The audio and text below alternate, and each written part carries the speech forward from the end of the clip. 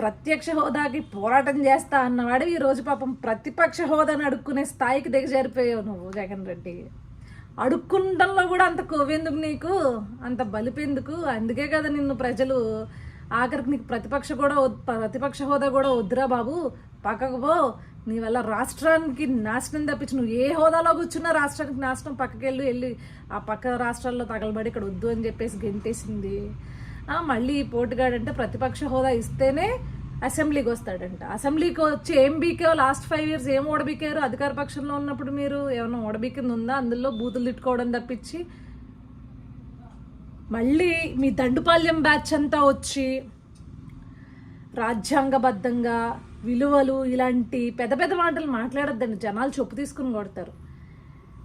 నీ నియోజకవర్గం కోసం, నీ నియోజకవర్గ అవసరాల కోసమో, లేకపోతే నీ రాష్ట్రం అని నువ్వు అనుకుంటే కనుక ఆ ప్రజల అవసరాల కోసమో, ఇదిగోండి ఈ సమస్య ఉంది దీన్ని పరిష్కరించాలి మీరు అని చెప్పేసి అక్కడ అధికార పక్ష నేత, పార్టీ నేత తెలియజేయడానికి నువ్వు అసెంబ్లీకి రావాలి.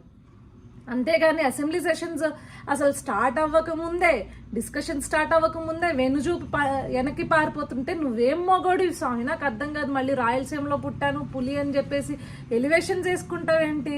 నీ నియోజకవర్గ ప్రజల అవసరాల కోసం నువ్వు వచ్చి మాట్లాడాలి. వాళ్ళందరూ ఓట్లేసినందుకు ఏదో పెద్ద నేను ఓడబీకేను రాష్ట్ర ముఖ్యమంత్రిగా అని చెప్పేసి ఒక 11 సీట్లు తెచ్చుకున్నావు కాబట్టి ఆ 11 సీట్లలో ఉండే ఆ 11 నియోజకవర్గాల్లో ఉన్న ప్రజల అవసరాల కోసం మాట్లాడాలి.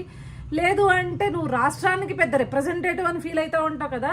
నీకు నిజంగా రాష్ట్ర ప్రజల మీద కన్సర్న్ ఉంటే కనుక రాష్ట్ర ప్రజల కోసం వచ్చి నువ్వు దమ్ముంటే నీకు ఒక్కడికి సీట్ ఇచ్చినా వచ్చి నువ్వు ఒక్కడి నీ ప్లేస్లో నుంచుని ఇది అని చెప్పేసి నీకు నిజంగా ప్రజల కన్సర్న్ ఉంటే మాట్లాడాలి. ప్రజల మీద కన్సర్న్ ఉంటే అబ్బే ముందే మనకి హోదాలు కావాలి, ప్రోటోకాల్స్ కావాలి, ఇవన్నీ కావాలి మనకు అనమాట. అవి ఉంటేనే మనం వస్తాం. లేకపోతే రాష్ట్ర ప్రజలు ఏమైపోతే నీకెందుకు, నీ నియోజకవర్గంలో ఉన్న ప్రజలు ఏమైపోతే నీకెందుకు?